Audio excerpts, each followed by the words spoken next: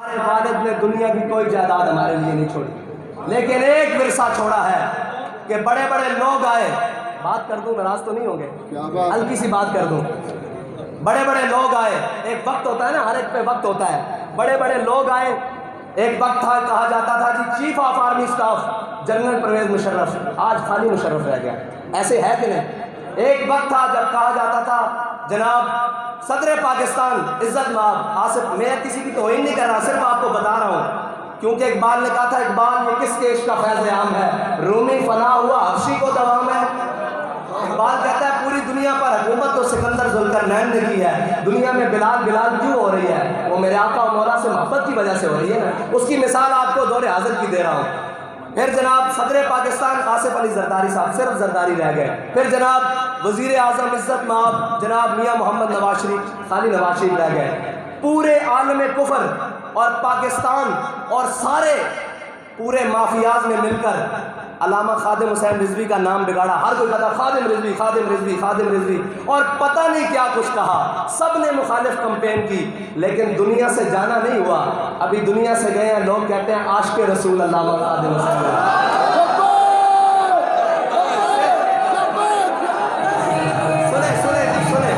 سنیں آپ سے ایک منٹ سنیں، یہ صرف میرے آقا و مولا سے محبت کی بات ہے، اور انسان کا پتہ ہی تب چلتا ہے جب وہ ایمان سلامت لے کے دنیا سے چلا جاتا ہے۔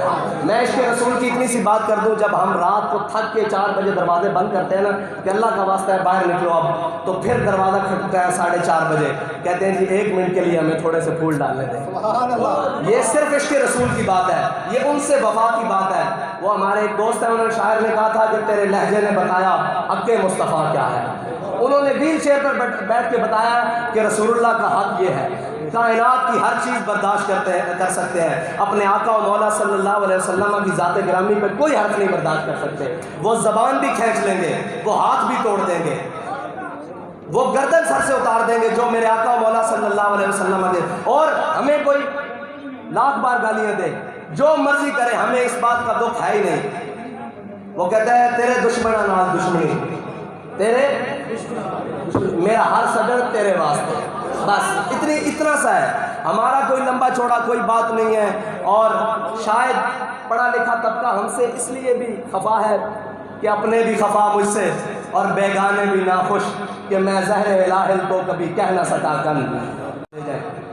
یہ فیصلہ قائد اعظم محمد علی جناح کے پاس لے جائیں، جو بانی پاکستان ہے، ان کے پاس فیصلہ لے چلتے ہیں۔ آپ کو جو اعتراض ہے ہم اقبال سے پوچھ کے بتا دیتے ہیں، اور اگر اقبال کہہ دے کہ یہ مولوی ٹھیک کہتے ہیں، یہ دیوانے ٹھیک کہتے ہیں، یہ عاشق ٹھیک کہتے ہیں، تو پھر تو آپ ماننے کے لیے تیار ہیں نا؟ جس کے تصور سے پاکستان بنا ہے اس کی بات تو ماننے کے لیے تیار ہے کہ نہیں تیار ہے؟ اقبال کہتے ہیں ہاں ہم پہلے ہی مان چکے ہیں۔ وہ مسئلہ یہ ہے کہ وہ بابا جی نے جس عشق سے بتایا نا وہ ماننے کو مجبور کیا ہے، اصل میں اور کوئی بات نہیں تھی، اس ہر بات کے پیچھے عشق اور عمل کا زور تھا۔ میں آپ کو سچی بات یہ بتاتا ہوں کہ میرے والد نے کبھی بھی کسی بھی خطرناک ترین موڑ پر، خطرناک ایک وقت آیا کہ میں نے کہا جی اب گولیاں چل رہی ہیں اب کچھ کریں، تو کہنے لگے ساری زندگی کہتے رہے حضور کے نام پر جان دینی ہے، اب وقت آیا تو مولوی خادم بھاگ جائے، ایسے نہیں ہو سکتا، اب یہاں کھڑے ہو کر حضور کے نام پر جان دینی ہے۔ اور میں جب ان کے پاس جیل میں گیا، آپ کو پتہ ہے سیاسی قیدیں بھی بڑی عجیب ہوتی ہیں، لیکن ہمارے والد کو خاص محبت سے ایک خاص سیل میں رکھا گیا نا، معذوری کے عالم میں بھی۔ میں گیا جیل میں نے کہا جی ہون راضی ہو، ہون مزہ آیا، آرگ نہ پگا لین دا، کہنے لگے زندہ میں بھی نہ گئی شورش اپنے جنوں کی، زندہ میں بھی نہ گئی شورش اپنے جنوں کی، اب سنگ مداوا ہے ساشفتہ سری کا۔ کہنے لگے ساتھ جی ہم نے ایک بات کی ہوئی ہے کہ جو نشہ ہم حضور کی محبت کا جو پیالہ پی چکے ہیں نا، اس کا نشہ قیامت کو بھی نہیں اترنا۔ اور وہ پڑھا کرتے تھے کہ ہم سوئے حشر چلیں گے شاہ ابرار کے ساتھ، قافلہ ہوگا رواں قافلہ سالار کے ساتھ، یہ تو طیبہ کی محبت کا اثر ہے، ورنہ کون روتا ہے لپٹ کر در و دیوار کے ساتھ۔ اور ہم بھی سنیں گے مظہر کوئی نعت رنگین گر ملاقات ہو گئی شاعر دربار کے ساتھ۔ یہ صرف حضور کی محبت کی باتیں ہیں، صرف حضور کی محبت کی باتیں ہیں۔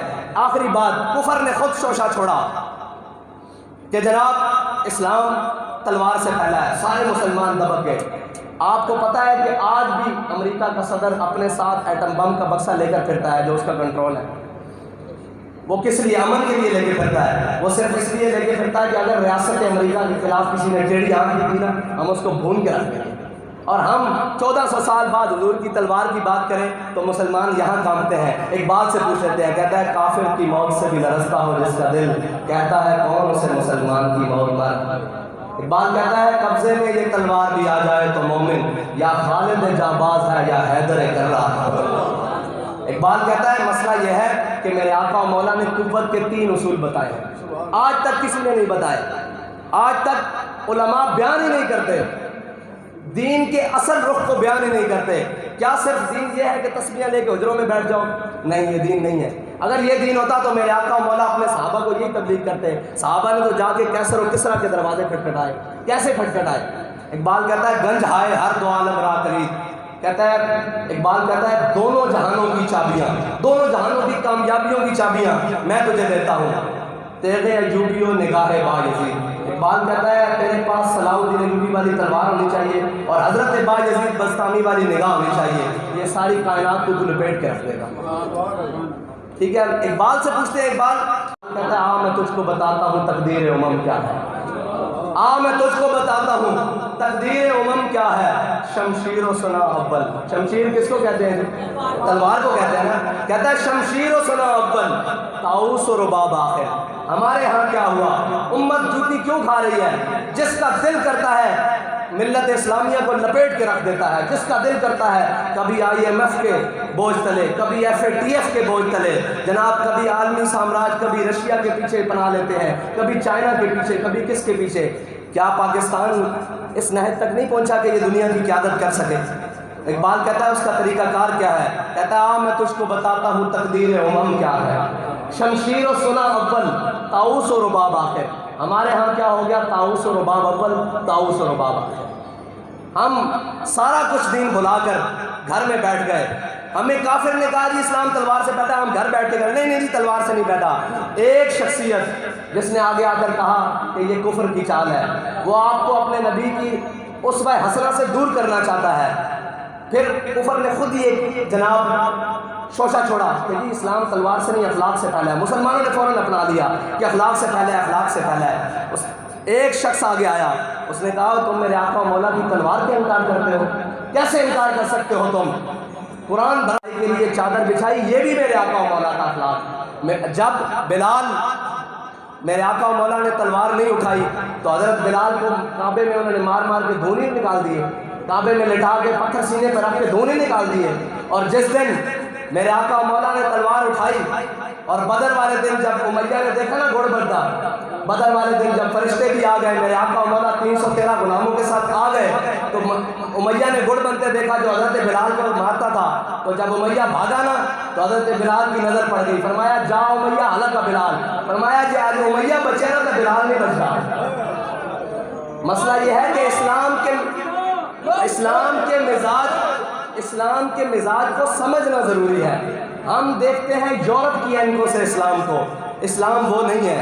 صرف علامہ خادم حسین رضوی کا اس امت کے لیے ایک کردار ہے کہ انہوں نے اسلام کو اسلام کے مزاج کے مطابق بیان کیا ہے۔ ورنہ استاد صاحب مجھے اکثر کہا کرتے تھے یار میں نے اتنا زور نہ لانا پہلا، میں بڑا زور لا رہا قوم نہیں سمجھ رہی۔ میں کہا جی کیوں؟ کہنے یار پچھلی زمانے چ دین شودیاں دے اگے چڑھیا رہا، دین شودیاں دے اگے چڑھیا رہا، جڑے دین دی ترجمانی نہیں کر سکے۔ دین نو جناب بالکل ہے صرف علماء دے حق کر دیتا گیا۔ فرمایا نہیں، حضور دی محبت ہر ایک دے سینے وچ موجود ہے، لیکن صرف اس نو پالش کرن دی ضرورت ہے۔ این ذرا گل ہوئی نہیں تے تڑپ کے امت آ نہیں گئی۔ ایک مولوی دے پیچھے لگی نا، وہ بھی ویل چیئر دے پیچھے لگی ہوئی، اس واسطے کہ اس نے اپنے جذبہ صادق دکھایا، اس نے اپنے جذبہ صادق دکھایا اور جذبہ حق دکھایا کہ اگر آج بھی اس امت کے اندر وہ پاور ہے۔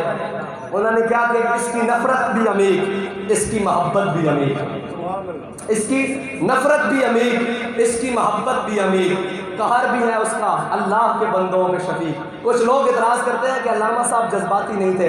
استاد صاحب فرماتے تھے کہ اگر مومن کے اندر سے جذبات نکال دیے جائیں نا تو وہ تو ایک کھلونا رہ جاتا ہے۔ فرمایا مسلمانوں کا تو جو غلبہ ہے جو قوت ہے وہ ہے ہی جذبے سے. فرماتے ہیں کہ اگر جذبہ نکال دیا جائے، صرف باتیں رہ جائیں، پھر تو بات بنتی کوئی نہیں. میرے آقا و مولا صلی اللہ علیہ وسلم جب بدر کے لیے نکلے تو میرے آقا دیکھیں، مسلمان جو ہے نا وہ کوئی کام رسمن نہیں کرتا. رسمیں ساری دنیا کرتی ہے، مسلمان کا کام امنن ہے. پوری دنیا کے لیے کوئی بھی کام رسمن ہو سکتا ہے، مسلمان جب تک اس کو عملاً نہیں اپنائے گا اس کے لیے کامیابی نہیں ہے.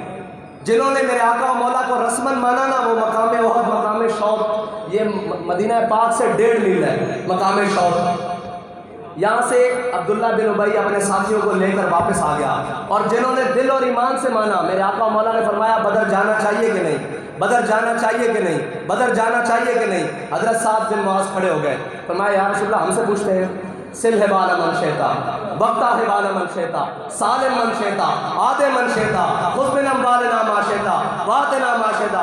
یا رسول اللہ ہم سے پوچھتے ہیں بدر جانا چاہیے کہ نہیں، ہمیں حکم دیں ہم گھوڑے سمندروں میں ڈال دیں گے. اب روایات تو یہی ہیں کہ بدر کی طرف جاتے ہوئے مسلمانوں کے پاس گھوڑے تو صرف 2 تھے، 8 تلواریں تھیں. تو علامہ اقبال سے پوچھ لیتے ہیں کہ انہوں نے کون سے گھوڑے سمندروں میں ڈالنے تھے. علامہ اقبال سے جب ہمارے قائد نے پوچھا کہ اقبال بتا، صحابہ دعوے کر رہے ہیں حضور کے سامنے اور جذبے سے بات کر رہے ہیں، ہم گھوڑے سمندروں میں ڈال دیں گے. تو علامہ اقبال کہتا ہے ہر کے عشق مصطفیٰ سامان اس بحر و بر در گوشہ دامان اس. علامہ اقبال فرماتے ہیں جس کے دل میں حضور کی محبت ہوتی ہے نا، کائنات کی ہر نعمت اس کی جیب میں موجود ہوتی ہے. اور پھر میرے اللہ کو یہ ادا پسند آ گئی، انہوں نے بڑھ کر بات کی حضور کی محبت میں. پھر حضرت سعد بن ابی وقاص کی قیادت میں مسلمانوں نے دریائے دجلہ میں گھوڑے ڈال دیے.